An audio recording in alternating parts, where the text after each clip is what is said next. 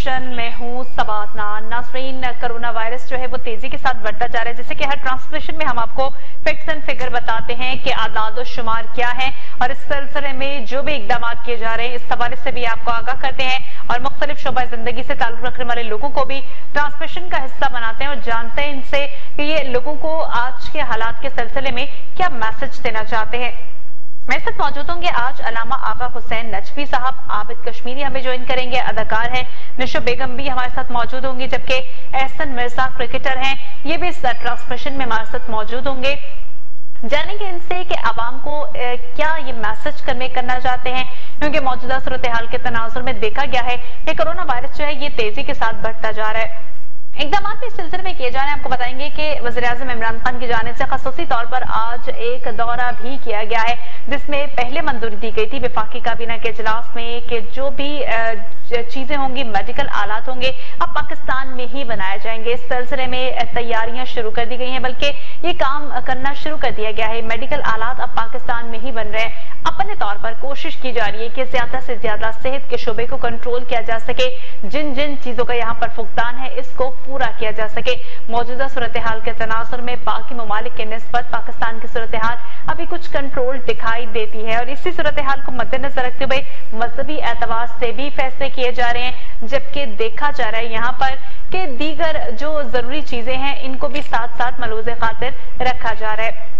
Medical science के हवाले से बात करें तो वफाकी वज़ीर science and technology Fawad Chaudhry की जानिब से इस सिलसिले में वज़ीर-ए-आज़म इमरान खान को पहले पेशकश की गई थी कि वेंटिलेटर्स जो हैं ये पाकिस्तान में तैयार किए जाएंगे। मास्क जो है N95 मास्क ये बैरून मुल्क से मंगवाए जाते हैं, पाकिस्तान में ही तैयार किए जाएंगे। जबकि आज ही का इनका एक लेटेस्ट बयान ये सामने आया है कि पाकिस्तान में जब ये तमाम तर चीजें मैन्युफैक्चर होंगी तो उसके बाद अगर इनकी क्वांटिटी ज्यादा हुई तो हम इसको बैरून मुल्क भी भेज सकते हैं और इससे पाकिस्तान जो है वो मजीद पैसे भी कमा सकते हैं। अपने तौर पर यहाँ पर वफाक भी कोशिशें कर रहा है, जबकि सूबे भी यहाँ पर कोशिशें कर रहे हैं कि किसी न किसी तरीके से सूरत हाल को कंट्रोल किया जाए। आबिद कश्मीरी साहब हमारे साथ मौजूद हैं, इस ट्रांसमिशन में सीनियर अदाकार हैं, इनसे जानते हैं कि मौजूदा हालात में ये आवाम को क्या मैसेज देंगे। बहुत शुक्रिया आबिद साहब, आपने इस ट्रांसमिशन में हमें ज्वाइन किया और अपना वक्त हमें दिया।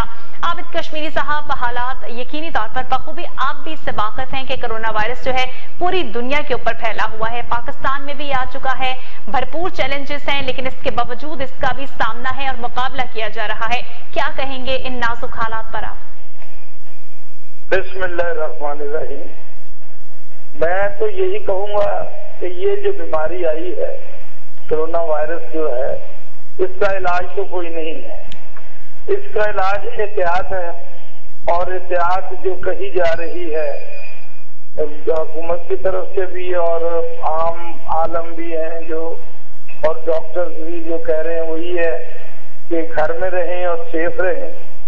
मेरा ख्याल है मैं वो 2.25 महीने से घर में ही हूँ, निकला ही नहीं बाहर जाए। मैं हाथ जोड़ के कहता हूँ इनसे खुदा का वास्ता बाहर निकले, कोई चीज जरूरी रहनी हो तो निकले, वरना घर में रहें, हर चीज घर में मौजूद है जी।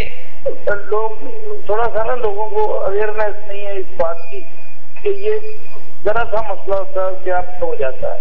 मैं ये कहता हूँ लोगों को कि एहतियात करें और अल्लाह को याद करें घर में और नमाजें पढ़ें।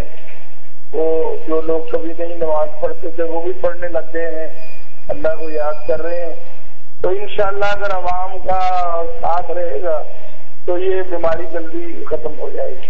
अच्छा आबिद साहब, आप बहैसियत एक आम शहरी कैसे देखते हैं हमारी गवर्नमेंट की जानिब से इस वक्त जो फैसले किए जा रहे हैं कोरोना वायरस पर काबू पाने के सिलसिले में लॉकडाउन किया गया है, इसके अलावा हमारी गवर्नमेंट की जानिब से जो गरीब लोग हैं इनको राशन दिया जा रहा है, टारगेट फोर्स बनाई गई है, कैश रकम भी दी जा रही है, इन तमाम तर इकदाम को आप कैसे देखेंगे?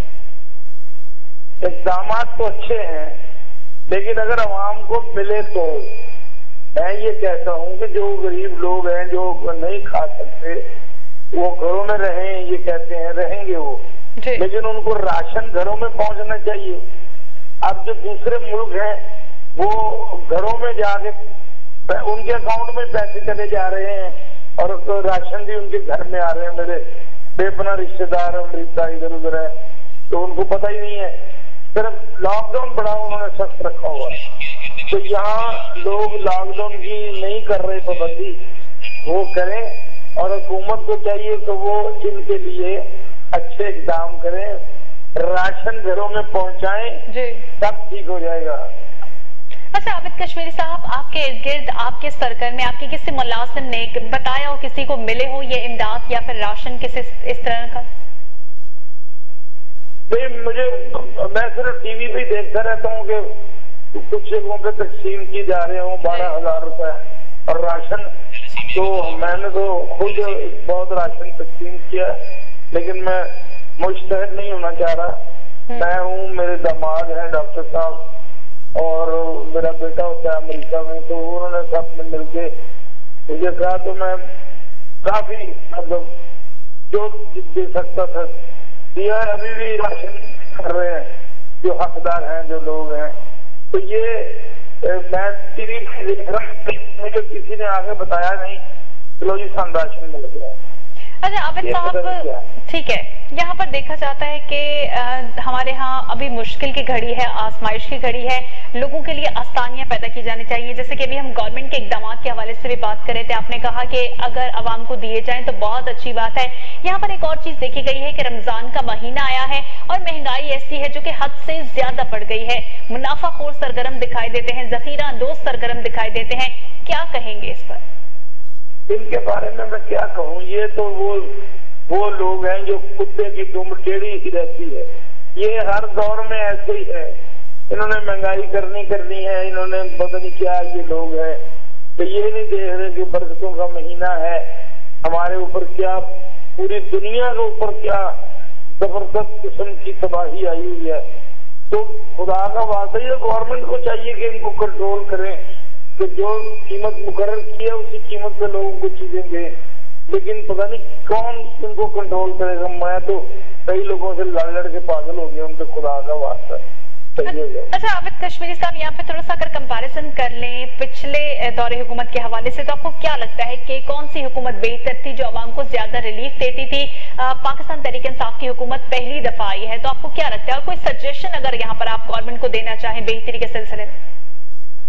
बात यह है कि जो पिछली हुकूमत थी, हम सियासी लोग तो है नहीं, मैं तो खास कर रही हूँ, मैं तो आर्टिस्ट ही हूँ।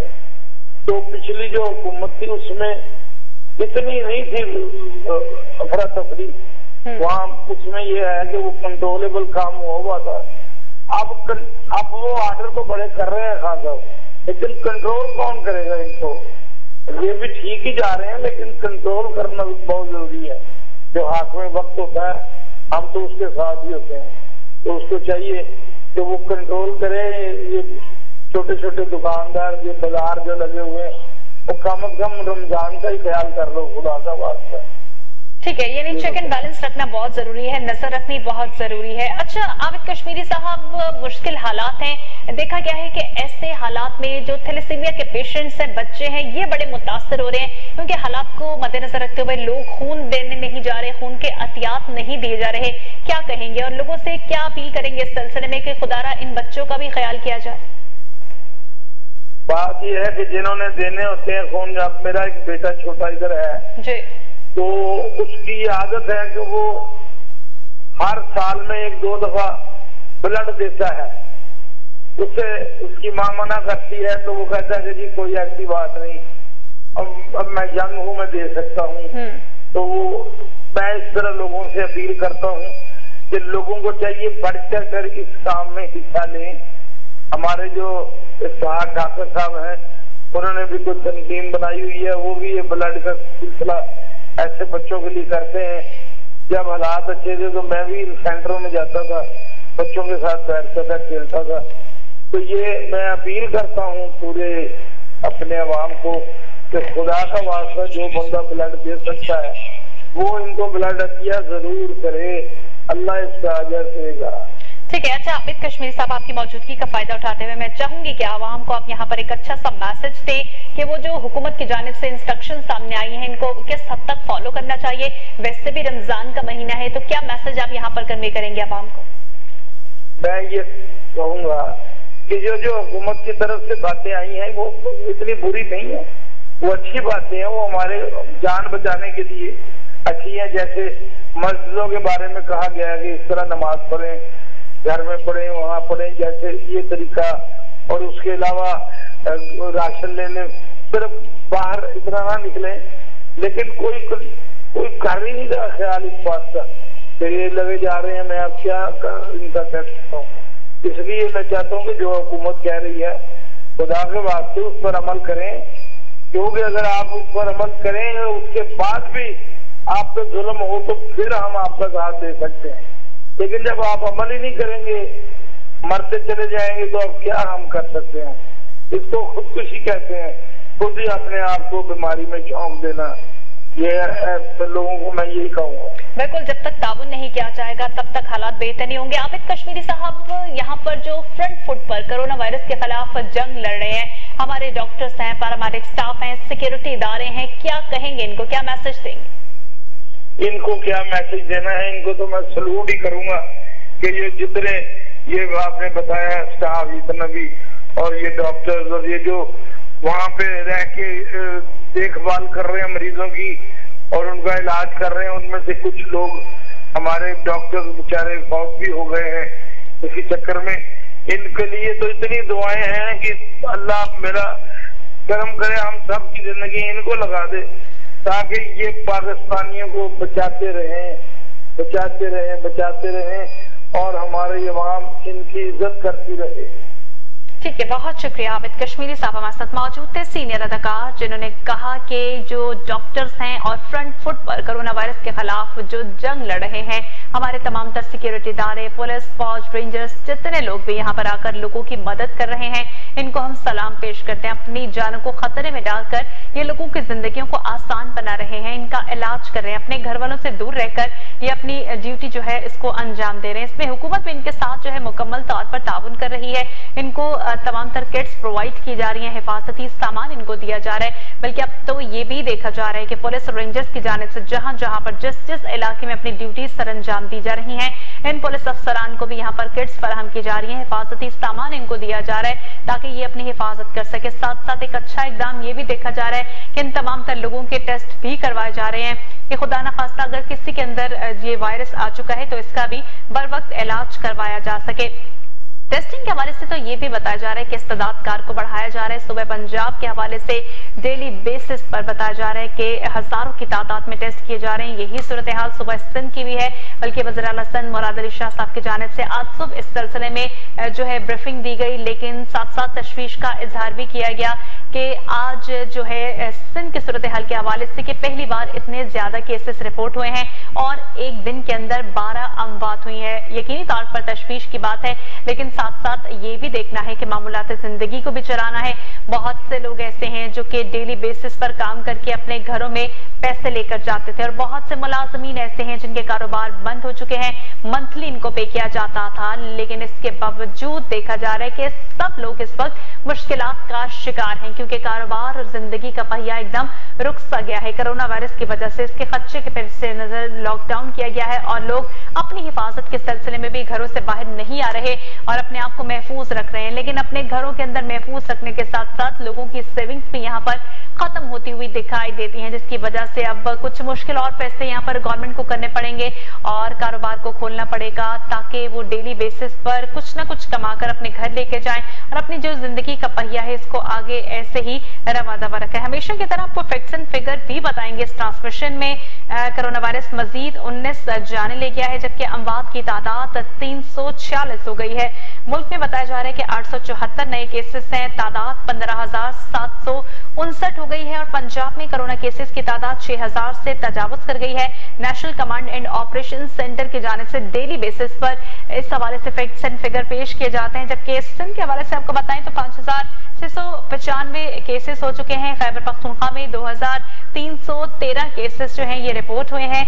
Karachi Sindh government children hospital का एक और मुलाजिम कोरोना में मुब्तला, जबकि कराची चिल्ड्रन अस्पताल की इमरजेंसी को सील कर दिया गया है। बहुत से इलाके ऐसे हैं जहां पर कोरोना के पेशेंट्स मंजर-ए-आम पर आ रहे हैं, उन इलाकों को सील किया जा रहा है।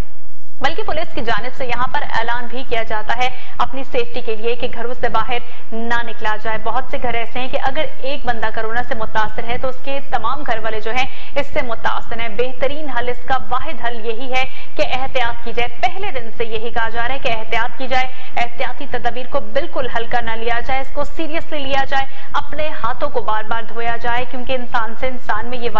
आसानी से मुंतकिल होता है। लेकिन अच्छी बात एक यहाँ पर यह भी है कि रिकवरी की रेशो पाकिस्तान में दीगर ममालिक के निस्बत बेहतर दिखाई देती है। बहुत से पेशेंट्स ऐसे हैं, हजारों की तादाद में, जो कि सेहतयाब होकर अपने घरों को लौट चुके हैं। लेकिन बहुत से पेशेंट्स ऐसे भी हैं जिनकी हालत तशवीशनाक बताई जाती है, वेंटिलेटर पर इनको रखा गया है और ज्यादातर मर्द हजरात बताया जा रहा है कि कोरोना वायरस का शिकार हो रहे हैं। बड़ी तादाद में जो हॉस्पिटल्स हैं, जो क्वारंटीन सेंटर्स हैं जो बनाए गए हैं स्पेशली इनके लिए ही, ये भरे हुए दिखाई देते हैं और डॉक्टर्स की जानिब से इनको ट्रीट किया जा रहा है। चारों सूबों में वक्तन फवक्तन इस सिलसिले में दौरे भी किए जाते हैं और सूरत हाल का जायजा लिया जाता है। बेहतरीन सहूलतें फराहम करने के सिलसिले में हिदायत भी जारी की जाती हैं। लेकिन साथ साथ हमेशा की तरह गवर्नमेंट की जानिब से ये मैसेज भी कन्वे किया जाता है कि अपनी हिफाजत की जाए, बिला जरूरत घरों से बाहर ना निकला जाए, सिर्फ अगर जरूरत पड़े तो घरों से बाहर निकला जाए। डबल सवारी पर पाबंदी भी है, जबकि बाज़ इलाकों में दफा 144 को नाफिज भी किया गया है। तमाम तर सूरत हाल को यहाँ पर मद्देनजर रखा गया है। कुछ और यहाँ पर अहम फैसले किए जाएंगे हुकूमत की जानिब से, जबकि देखा जा रहा है कि इस सिलसिले में इजलास सभी बुलाए जा रहे हैं और तमाम तर सूरत हाल का जायजा लिया जा रहा है। मईशत के हवाले से भी कुछ अहम फैसले, क्योंकि पाकिस्तान की मईशत पहले से ही खतरे से दो चार थी, मईशत को संभाला दिया जा रहा था। लेकिन अब चूंकि हालात ऐसे हो चुके हैं, बहुत बड़ा एक रिलीफ पैकेज हुकूमत की जानिब से यहाँ पर आवाम को दिया गया है, जिसके जरिए कैश रकम दी जा रही है और इमदादी सामान लोगों को दिया जा रहा है, जिसमें राशन भी फराहम किया जा रहा है। बहुत से ऐसे इलाके, बल्कि पाक फौज की जानिब से भी इसमें बढ़ चढ़कर हिस्सा लिया जा रहा है। सिविल इंतजामिया के शाना बशाना यहाँ पर पाक फौज भी दिखाई देती है देहातों में और ऐसे इलाकों में जहां तक रसाई मुमकिन नहीं है, वहां पर पाक फौज की जानिब से इस कार्य खैर में बढ़ चढ़कर हिस्सा लिया जा रहा है। इनकी जानिब से अपना सिक्योरिटी अलाउंस ना लेने का भी एक ऐसा इकदाम देखा जा रहा है। हर कोई इसमें बढ़ चढ़कर अपना हिस्सा डाल रहा है। एक मुश्किल की घड़ी है, जैसे कि आज ही वज़ीर आज़म इमरान खान की जानिब से खिताब किया गया। उन्होंने कहा कि ऐसी आफत का पहले कभी मुकाबला नहीं किया,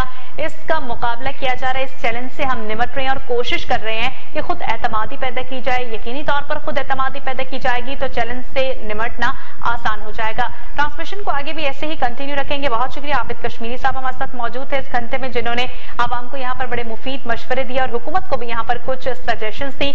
ऐसे ही ट्रांसमिशन को अगले घंटे में कंटिन्यू करेंगे, लेकिन यहाँ पर मुझे एक शॉर्ट सी ब्रेक लेनी है। Stay with us.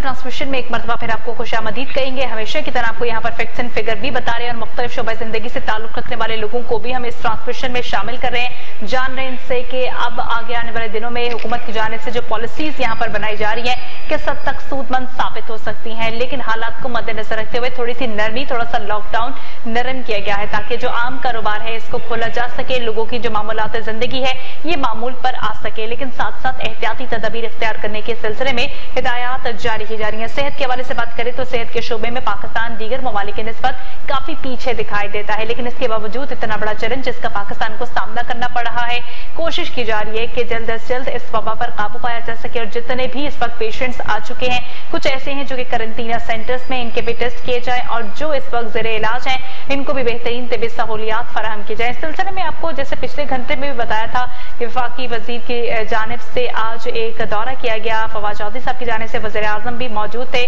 कॉमसेट का, जहां पर तिबी आलात का जायजा लिया गया और कोशिश की जा रही है कि अब तमाम तर जो तिबी आलात हैं ये पाकिस्तान में बनाया जाए और काम शुरू कर दिया गया है।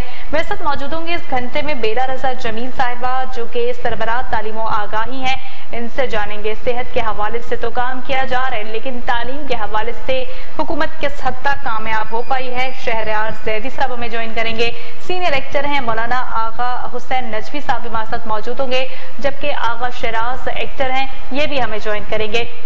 जानेंगे इनसे कि मौजूदा हालात पर ये क्या कहते हैं। खासकर हमारा फोकस होगा बेला रजा जमील साहिबा पर और जानेंगे कि सेहत के बाद तालीम के हवाले से हुकूमत की जानिब से जो पॉलिसीज बनाई जा रही हैं किस हद तक कारआमद है, इनकी जो ऑब्जर्वेशन है इस हवाले से क्या कहती है, कौन सा सूबा सबसे आगे दिखाई दे रहा है इस एतबार से, क्योंकि कहा गया था तब्दीली आएगी और तब्दीली सबसे पहले तालीम के हवाले से लाई जाएगी।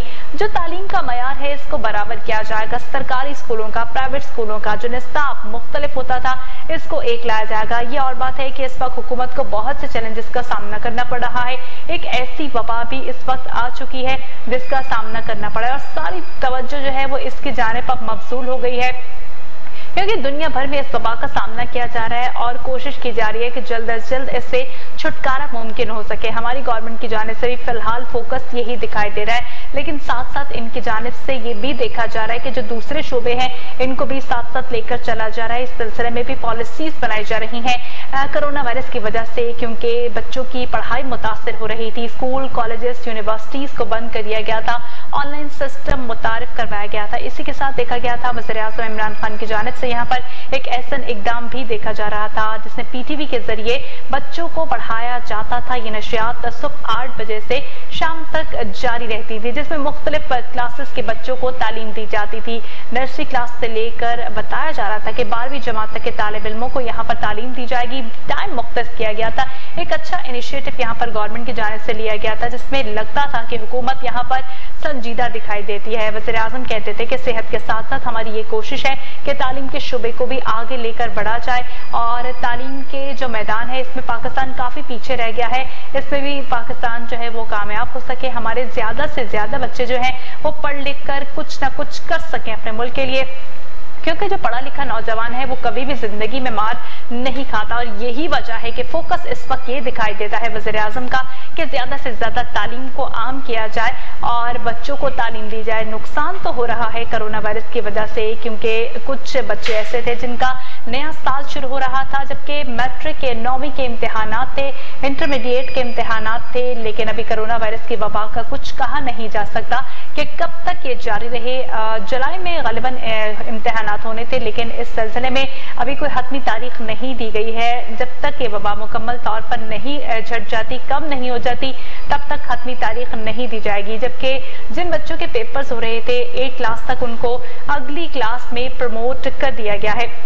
मजीद हुकूमत इस सिलसिले में कितनी संजीदगी दिखा रही है, इस हवाले से भी वज़ीर-ए-आज़म की जानिब से वक्तन फवक्तन अपनी जो पॉलिसीज हैं, जो भी हिकमत अमली है, आगाह किया जाता रहा है। जबकि ये भी देखा जा रहा है कि प्राइवेट स्कूल्स की फीसिस के हवाले से भी वज़ीर-ए-आज़म की जानिब से यहाँ पर खातिर ख्वाह नोटिस लिया गया था और मौजूदा सूरत हाल के पेश नजर ये अहकाम जारी किए गए थे कि जो प्राइवेट स्कूल्स हैं, तमाम स्कूल्स हैं जिनकी फीसें 5000 से ज्यादा है, वो 20% फीसें कम ले, वालिदैन के ऊपर बोझ कम डाला जाए। फोकस यहाँ पर तालीम पर भी दिखाई देता है। साथ साथ इस बात का एहसास भी है कि तालीम का बहुत ज्यादा हर्ज हो रहा है। इस हर्ज को कवर किस तरह से करना है, जो यूनिवर्सिटीज हैं, जो कॉलेजेस हैं, इन पर ऑनलाइन क्लासेस को शुरू कर दिया गया है और ये देखा जा रहा है इस सिलसिले में कि ऑनलाइन क्लासेस जो बच्चे ले रहे हैं इनको मुकम्मल तौर पर लेक्चर दिए जा रहे हैं। बल्कि बहुत से असातिज़ा को यहाँ पर तलकीन भी कर दी गई थी कि ऑनलाइन लेक्चर्स तैयार करके इनको दिए जाए, इनको प्रोवाइड किए जाए। और अब देखा जा रहा है कि आने वाले दिनों में भी इनकी जानिब से इस सिलसिले में कोई लाहे अमल जो है वो वाज़े किया जाएगा, क्योंकि कोरोना वायरस की वजह से स्कूल्स वगैरह को बंद कर दिया गया है। फिलहाल स्कूल की जो तारीख है ये 30 मई तक दी गई है और 1 जून को बताया जा रहा था कि स्कूल्स को खोला जाएगा, लेकिन अभी भी हालात को मद्देनजर रखा जाएगा। देखा जाएगा कि अगर ये वबा इसी तरीके से रही तो फिलहाल स्कूल्स को नहीं खोला जाएगा। खैर ये तो आने वाला वक्त ही बताएगा और जो भी इस सिलसिले में वफाकी हुकूमत या फिर सूबों के जाने से फैसले किए जाएंगे ये मंजर-ए-आम पर आ ही जाएंगे। और साथ साथ देखा जा रहा है कि सेहत के शुबे में भी यहाँ पर खातिर ख्वाह इकदाम देखे जा रहे हैं। हमारी कोशिश होती है इस ट्रांसमिशन के में मुख्तलिफ शुबे जिंदगी से ताल्लुक रखने वाले लोगों को इसमें शामिल करें और हर पहलू को यहाँ पर उजागर किया जाए। जिनकी जो भी यहाँ पर सजेशंस हैं गवर्नमेंट के सिलसिले में, वो सजेशंस हुकूमत तक पहुंचाए जाए। लोगों के क्या मुतालिबात है, लोगों को इस वक्त मुश्किलात का सामना है, ये भी बताया जाए और हुकूमत की जानिब से इस वक्त जो भी इकदाम किए जा रहे हैं, जो भी अहम फैसले किए जा रहे हैं, ये आम लोगों तक पहुंचाया जाए और आवाम को बताया जाए कि इन हालात में आप लोगों ने क्या करना है। मौलाना आगा हुसैन नजफी साहब हमारे साथ मौजूद हैं इस ट्रांसमिशन में। गुफ्तगू का आगाज हम इनसे करते हैं। बहुत शुक्रिया मौलाना साहब, आपने ट्रांसमिशन में हमें ज्वाइन किया और अपना वक्त हमें दिया। मौलाना साहब, हालात को किस तनाजुर में आप देखते हैं? हुकूमत की जानिब से उलमा कराम की मुशावरत से जो अहम फैसले किए गए हैं, क्या कहेंगे आप? जी, अस्सलाम वालेकुम रहमतुल्लाह। ये जो फैसला जात है इंतजामी लिहाज से जरूरी है, उमूर है कि जो हुकूमत की तरफ से अंजाम पाए हैं और इसी के मुताबिक अमल भी करना चाहिए। 2 प्रोग्राम पहले भी मैंने ये अर्ज किया था कि ये जो कोरोना है और ये जो बीमारी है ये हकीकत रखती है लोगों को इससे बचाना चाहिए और उसके लिए इंतजामी तौर पर मजबूती के तौर पर पेश आना जरूरी है। अब ये जो फैसला जात है कि दुश्मनी की बुनियाद पर तो नहीं हुए, ये इस बुनियाद पर हुए हैं कि लोग जो है वो महफूज रहे। तो मसाजिद के अंदर अगर नमाज जमाअत और ये जो तरावी वगैरह या दूसरी मजालिस या महाफिल की वजह से लोगों के अंदर बीमारी फैलती है तो मुनासिब नहीं है कि इंसान जो है इस चीज की तरफ जाए। माह मुबारक में अल्लाह ताला की तरफ राह खुले हुए हैं। दुरुस्त है कि इज्तिमाई जो इबादत है उसका बहुत ज्यादा सवाब है, लेकिन ये इज्तिमाई इबादत इस साल अगर बायस बन रही है कि लोगों की जान खतरे में पड़ गई है तो नामुनासिब है, शरीर भी नामुनासिब है कि इंसान इसका लिहाज न करे और लोगों की जानों को खतरे में डाल दे। अच्छा मौलाना साहब, यहाँ पर बहुत से लोग जो हैं वो मायूस दिखाई देते हैं, खौफो हिरास का शिकार हैं। वैसे तो हमारे इस्लाम में कहा गया है कि मायूसी कुफ्र है। मैं चाहूंगी इस सिलसिले में लोगों को जरा सी वजाहत करें। जो अल्लाह पर ईमान रखता है और रोज़े क़यामत और माआद पर ईमान रखता है और रिसालत पर ईमान रखता है, उसके लिए मायूसी तो माना ही नहीं रखती। वो तो ये कहता है कि जो भी मेरे पास है वो सब रब ताला की तरफ से है, मैंने वापस भी अल्लाह की तरफ पलट जाना है, लेकिन खुदकुशी भी नहीं करनी। अगर जो है ये बायस बनता है कि मस्जिद में जाना या लोगों के साथ इज्तिमा में जाना ये बीमारी के फैलाव का बायस है, तो ये खुदकुशी है एक किस्म की और ये जायज नहीं है। तो वो ये सारी की सारी बात है कि आपका अल्लाह पर और अहकाम दीन के ऊपर ईमान किस हद तक है। मेरे ख्याल में इन हालात में मायूसी तो बिल्कुल नहीं होनी चाहिए, बल्कि मोमिन को का ईमान इन हालात में ज्यादा मुतबल्लिर और रोशन होकर सामने आता है। मायूसी जो है काफिरों को होनी चाहिए ना कि मोमिनों को होनी चाहिए। अच्छा मौलाना साहब, अपने ईमान को किस तरीके से मजबूत किया जा सकता है? देखा गया है कि जब आफात आती हैं या फिर जब इंसान के ऊपर मुसीबत आती है तो फौरी तौर पर खुदा से रुजू किया जाता है, गिड़गिड़ा कर दुआएं मांगी जाती हैं, इस्तग़फ़ार किया जाता है। लेकिन जैसे ही ये सिलसिला कम होता है या घट जाता है, फिर वैसे ही इंसान मशगूल दिखाई देता है दुनियावी कामों में।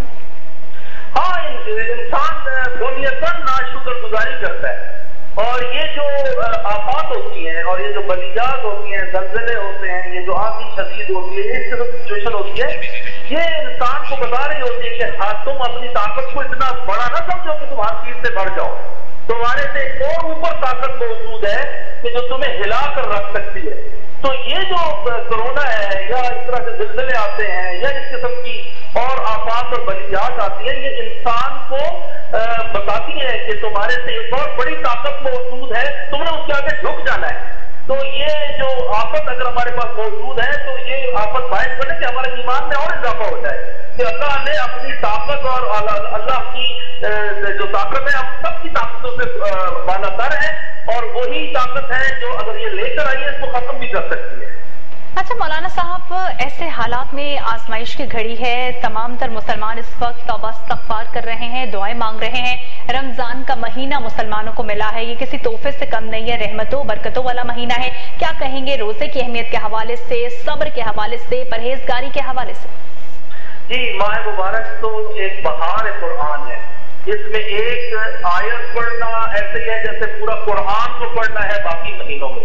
इन फुर्सतों को, इन औकात को जाया नहीं करना चाहिए। उमूमन बाकी महीनों में ये होता है कि वो उमूर जो इख्तियारी हैं अल्लाह ताला उसके ऊपर सवाब देता है, लेकिन इस महीने के अंदर वो जो उमूर गैर इख्तियारी है अल्लाह ताला उस पर भी सवाब देता है कि मतलब सोना और सोने की हालत के बनों की ये तस्दीक सोना इस माह मुबारक के अंदर रोजे की हालत में सो रहा है इंसान, तो वो तस्बीह है खुदावंद शुमार होता है। और जो नफ्स है इंसान सांस लेना ये भी इबादत खुदावंदी शुमार होता है। तो ये वो औकात है कि जिसकी कदर को इंसान को पहचानना चाहिए और फिर इंतजार करना चाहिए उस शब कद्र का, ये जो 1000 महीनों से अफजल है। तो इंसान अपने आप को आतिश जहन्नम से रिहाई दिलवाए, पहले अपने आप को पाक करे और पाक करने के बाद अपने दिल के बर्तन को खुदा के सामने हाजिर करे कि खुदा ताला अपनी नूरानियत को उसको इनायत फरमाए। अच्छा मौलाना साहब, यहाँ पर बहुत से लोगों की जानिब से बहुत सी बातें भी सामने आ रही हैं, जैसे कि हुकूमत की जानिब से जो फैसले किए गए थे यकीनी तौर पर मुश्किल फैसले थे और आवाम की जो जिंदगी और सेहत है इसको मद्देनजर रखकर फैसले किए गए थे, जिसमें मसाजिद को बंद नहीं किया गया था, सिर्फ ये कहा गया था कि जो अमला होगा सिर्फ वही नमाज अदा करेगा। यहाँ पर लोगों की जानिब से बहुत सी बातें की जाती थी कि यह क़यामत की निशानियों में से एक है, क्या कहेंगे इस सिलसिले में? मैं चाहूंगी आप थोड़ी सी वजाहत कीजिएगा। नहीं, ये कुछ चीजें ऐसी मशहूर भी हुई है, कुछ इसराइलियात भी हैं जो हमारी तरीक़ैन की कुतुब के अंदर हैं, जो मारूफ हो गई है, तो वो भी है।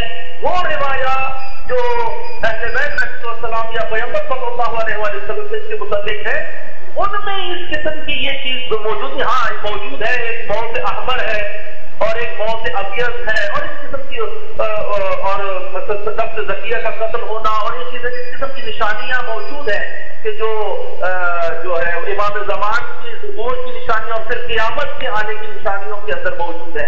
लेकिन ये बाज़ औक़ात में पैनिक क्रिएट किया जाता है, इस किस्म की कोई ऐसी चीज मौजूद नहीं है। ये इंसान उमूमन जब वो उसका कुछ बस नहीं चलता तो वो फिर वो ज़हनी तौर पर बैठकर परेशान होकर खुद से चीजें बनाना शुरू कर देता है। तो बजाय इसके कि ऐसी फजूल नामाकूल चीजों के अंदर इंसान जाए, अपने कामों के अंदर मसरूफ हो, मुफीद काम की तरफ जाए, तिलावत कुरान करे, अपनी इबादत में मसरूफ हो और वो उमूर के जो उसकी दीन और दुनिया के लिए मुफीद कर हैं, एतिकादात को बेहतर करने के लिए तौहीद को बेहतर बनाए, मुतालिया करे, रिसालत के मुतालिक अपने कॉन्सेप्ट को ठीक करे और आखिरत के मुतालिक और माद के मुतालिक अपनी फिक्र और ईमान को रोशन करने वाली चीजों को पढ़े, बजाय इसके इस किस्म की जो है ना थ्योरी बनी हुई जो फजूल उनके ऊपर अमल किया जाए। हाँ, वो ये जो चीजें हैं ये खबर है और खबर के लिए जरूरी है कि वो किसी ऑथेंटिक किताब के अंदर मौजूद हो और सही मुस्नद रावी के जरिए से पैगंबर सल्लल्लाहु अलैहि वसल्लम के साथ मुत्तसिल हो। अगर इस किस्म की निशानियां मौजूद है तो ठीक, वरना काबिल कबूल नहीं है ये चीजें। अच्छा मौलाना साहब, ऐसे लोग फिर किस जुमरे में आते हैं जो कि अफरा तफरी फैलाते हैं, फेक खबरों को फैलाते हैं और अजीब सी लोगों के अंदर जो है ये कश्मकश को पैदा कर देते हैं? ये दो किस्म के लोग होते हैं। कुछ ऐसे होते हैं जो सादा लोग हैं, इनसे तो ये सादा लोग हैं, इसको तो बंदा क्या कह सकते हैं। कुछ ऐसे हैं जो वाकई पेड होते हैं और ये मुफ्सद फिल अर्ज़ होते हैं, ये फसाद फैलाने के लिए लोगों को। ठीक है, बहुत शुक्रिया मौलाना साहब हमारे साथ मौजूद थे जिन्होंने बड़ी अच्छी वजाहत की यहाँ पर लोगों के लिए कि ऐसे लोग जो हैं ये तफरका फैलाने वाले हैं। कुछ मजीद भी इस हवाले से बात करेंगे, लेकिन इस वक्त मुझे बेला रजा जमील साहिबा ने ज्वाइन किया है, सरबराह तालीम व आगाही है। इनसे भी हम कोरोना के हवाले से भी बात करेंगे और साथ साथ तालीम के हवाले से भी बात करेंगे, क्योंकि ये इसी शोबे से रिलेटेड है। इनसे जानेंगे कि मौजूदा हुकूमत की जो पॉलिसीज हैं किस हद तक ये कामयाब दिखाई दे रही है। बहुत शुक्रिया बेला रजा जमील साहिबा, आपने इस ट्रांसमिशन में हमें ज्वाइन किया और अपना वक्त हमें दिया। बेला साहिबा, क्या कहेंगी मौजूदा गवर्नमेंट की पॉलिसीज के हवाले से, तालीम की पॉलिसीज के हवाले से, तब्दीली के बड़े बड़े दावे, बड़े बड़े नारे क्या देखती हैं, क्या ऑब्जर्वेशन है आपकी यहाँ पर? इंस्पेक्शन क्या कहती है आपको, किस हद तक ये हुकूमत कामयाब है? देखिए, मेरा ताल्लुक गैर सरकारी इदारे से है जो तहकीक भी करता है और अमल भी करता है और ट्रेनिंग भी करता है।